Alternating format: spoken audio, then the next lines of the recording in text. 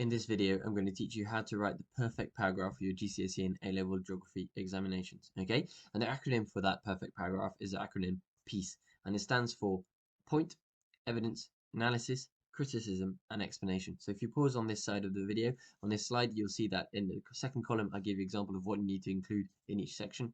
In the final column, I give you an example of connectives you can use, okay? I'm going to go through every single letter of that acronym in way more detail, giving an example for later on in this video.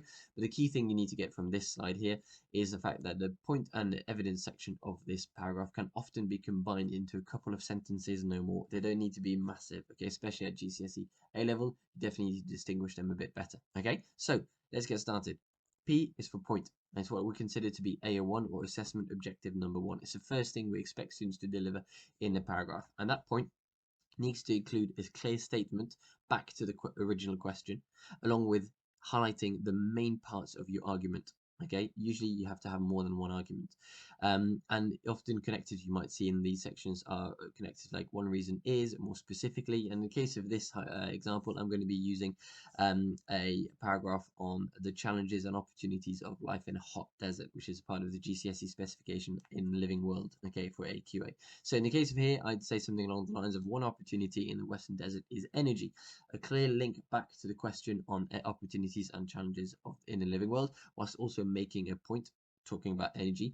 And then I clarify that point into what my main arguments will be, which is more specifically solar power, hydroelectric power, and oil.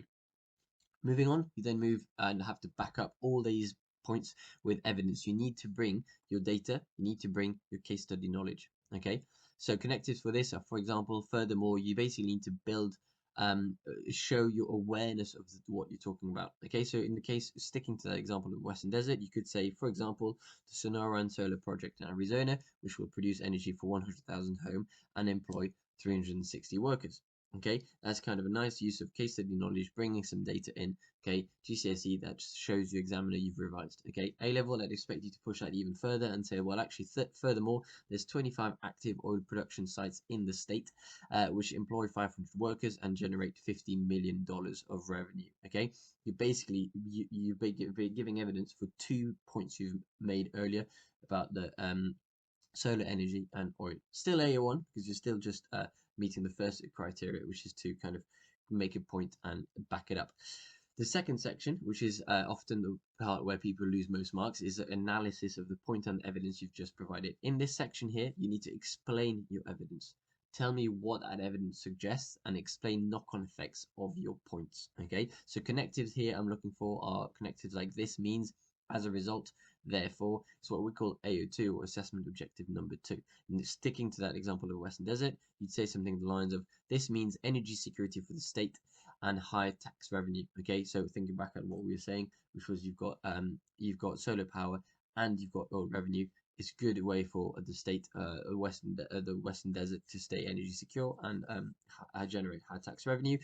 As a result, the government will be able to invest in services such as healthcare and education and improve quality of life in the area. Okay, is a way you could further develop that point. You basically tell me what is the evidence suggesting and what are the knock-on effects, positive or negative, depending on the question of your statement. Okay, that the next level, in order to get those higher grades, you then need to be able to either make a counterpoint or you have to criticize the points you've just made. Okay, and that's AO3, assessment objective number 3, which is what we call evaluation. And in this section, you need to provide a counter argument, use evidence to back it up. Okay, and so connectives I'd see here are words along the lines of however, this means, on the other hand, consequently.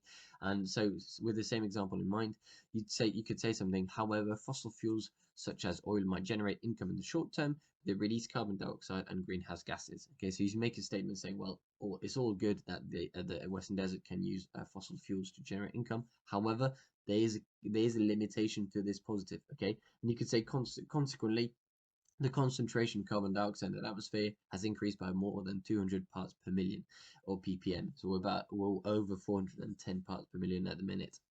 So you basically back up what you've said with evidence and saying, well, here's my point. This is why Western Desert provides opportunity.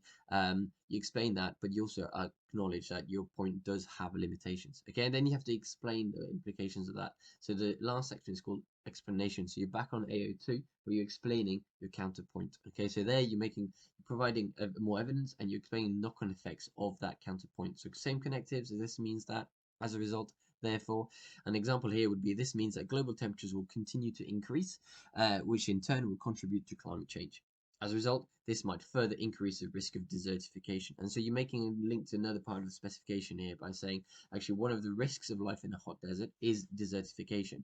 So what you're just saying, showing the examiner in this paragraph is that you've mentioned opportunity for desert, you've given evidence for opportunities in a desert, you've explained how there are opportunities, you've acknowledged that opportunities have limitation, and now you're explaining how they could actually also become a challenge in the long term if not done sustainably. Okay, so ultimately your paragraph looks like this. One opportunity in Western Desert is energy, more specifically solar power, hydroelectric power, and oil. For example, Sonoran Solar Project in Arizona, which would produce energy for 100,000 homes and employ 360 workers. Furthermore, the 25 active oil production sites in the state, which employ 500 workers, generate $50 million. This means energy security for the state and high tax revenue. As a result, the government will be able to invest in the services such as healthcare, education, and improve the quality of life in the area. However, that's where you criticize your own point.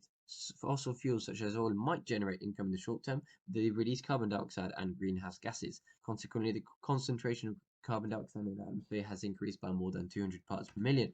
This means that global temperatures will continue to increase, which in turn will contribute to climate change.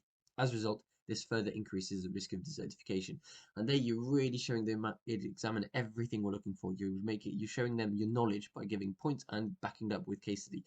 You're showing your ability to explain your points and not just smash out tweets, for instance. You're actually backing up what you say, and you're also able to self-criticize. It's not to say that what you're saying is wrong.